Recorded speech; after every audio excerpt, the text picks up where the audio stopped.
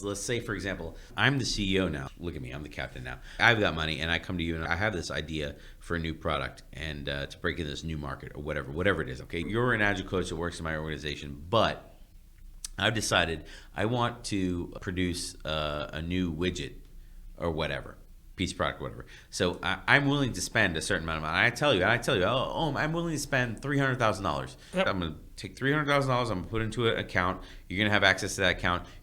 Whatever you need to do is spin up a team. You're not necessarily the product owner in this instance, but I'm going to put you in that pseudo project manager kind of situation where like you can hire a product owner and have them to do it, or you can be the product owner and then you can hire a team and do it. Like I'm the CEO. I'm hands off. Right. Figure it out. But I'm giving you a budget of money. Like, what's your next step? How would you handle it in that instance? Yeah. So the biggest thing is the CEO is only going to give you a one-liner, right? They're going to say, Here's what I need." Right. Yeah. As a product, Yeah. widget, whatever. Yeah. There's a lot vertically underneath that. So as an Agile coach, that's my first order of business is trying to figure out what does this thing look like? How deep is this, right? I would put aside that number in our example, 300,000.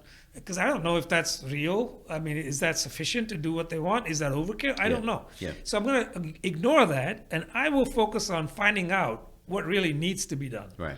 And there's various ways of doing that. If I have access to a product owner, that's the ideal way. Yeah. But if I don't have access to a product owner, I need access to actual potential users of this thing, right? Sure. And then ask them what's important to them, and then build up from that side rather than a one-liner. Now I've got functional requirements from these people that need to be met. Oh, do you feel like you're stepping into the role of product owner at that point? Yes. So you had $300,000 to basically build the MVP of the app. Okay. So at the point where I hand you that money, like, do you morph into that role of the product owner and be like, I'll be the product owner now. I'll coordinate with these other people. I'll figure out what I need. Is the person who controls the budget necessarily supposed to be the product owner? I don't know. You know what I mean? No.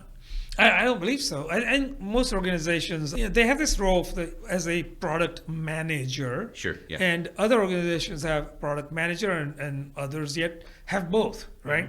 So it tends to be on your perspective, right? So if you have a person who is responsible for a product, and I'm going to ignore the actual title deliberately here, if they are facing the stakeholders, they're called a product manager because they are tasked with a product to fill, a market need, et cetera, right? Sure. Now, you turn that person around 180, they're now facing the team, and in the Scrum jargon, they are now a product owner.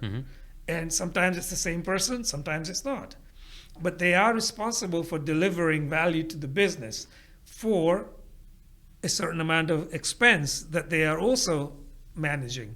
So if I have access, to come back to your question, if I have access to such an individual, then I would make them own the budget and help them, coach them along and say, this is kind of like the process. You need to figure out, what is the actual usability of this thing, right? What are the needs behind that? Yeah. Because we don't even know in our example here, if $300,000 is adequate, overkill, not enough, etc. We don't know that. Yeah. So once we've gone through the exercise of figuring out all of the functionalities that are needed, and not wanted or desired, just needed, you would then say, let's prioritize those. You have to have a login, for instance. Just an example. That. Yeah. It has to be secure, right? Yeah. Things like that. Yeah. And start building them, right? Start building those. And then over the course of a little bit of time that you spend building something, which is highest priority, Right. you now figure out how much you're building for how much, if that makes sense. Yeah.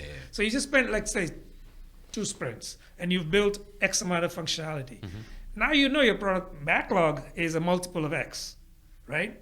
And you see how many sprints it's going to take you to get there.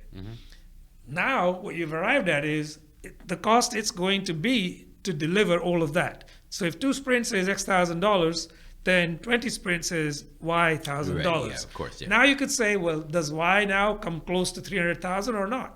And you do that up front, like literally within 2 to 3 sprints, because you don't want to wait till later. Yeah, but this time, like, you have to spend time hiring people, though. Like, you have to spin people up, You do. You do have to do that. So let's say it's, a little bit more than just a couple of sprints. But my point here is do it earlier rather than later, so that if you had to go back to the CEO If I had to come back to you and say, Brian, you as a CEO gave me $300,000, not even close. But I'm doing that as soon as possible. Yeah. I'm not doing that months from now. You're right, yeah. I think that's where the power of kind of working out the cost of a sprint, working out how much you have in your hopper, and you can actually get a little bit more advanced as well. What you could do is say, here are the number of stories that you have in your product backlog. Yeah. Give them all business value, right? And then start delivering. Yeah. After 2, 3 sprints, 4, whatever it is, 4 sprints later, you can say, I've delivered this much in 4 sprints. Well, I know the cost of 4 sprints, right? It's pretty simple to work out. I know I've delivered X number of points. These are not story points. These are business value points. Yeah, yeah. And I know I need to deliver Y. Therefore, I need Y divided by X number of sprints. Yeah. Right? So I think that's a simple calculation. There's a little bit of adjustment there. You would say plus or minus. You never give absolutes. But I think the earlier you can go back to the CEO and say, yeah, we can do this. Or no, we can't do this. Or we can do this if we had this much extra. Yeah. Right? That helps.